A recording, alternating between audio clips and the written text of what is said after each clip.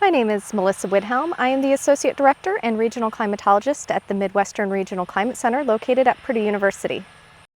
Soil temperature is so important when it comes to farming for a number of reasons. And whether it's the spring or the fall, there's always work to do in the ground. And when you need to work with the ground, knowing what the soil temperature will be can be very important.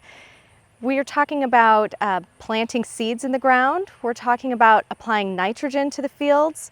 We're even talking about understanding when pests may hatch their eggs and come out and affect your crops. All of those have a relationship back to the soil temperature. And if we don't understand the patterns of our soil temperature and what activities we're trying to accomplish, then we're going to have some problems. So when we're thinking about soil temperature, certainly agriculture comes to mind, but there are a lot of other reasons why we would want to understand patterns in our soil temperature. Really anything that requires us to work with the ground is going to benefit by understanding some of those soil temperature patterns. So maybe we're talking about construction or laying in septic tanks or driving over frozen ground without compacting that soil too much. All of those have a temperature-related component to it, and so understanding those patterns and behaviors of our soil temperature can be really beneficial in planning.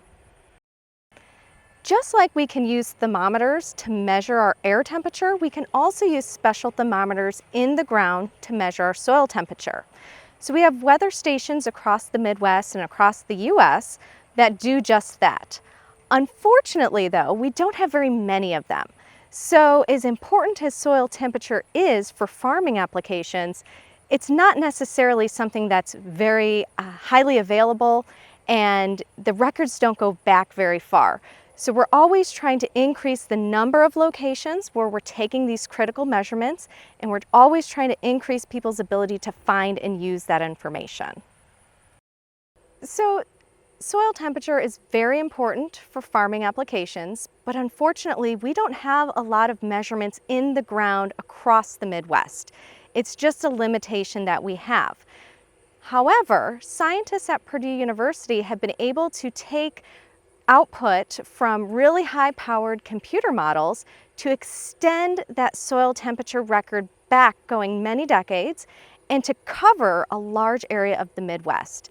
And with that, we can now start to see and understand these patterns of soil temperature. We can look at what is the typical time of year that temperatures might warm above or cool below, thresholds that are really critical for agriculture.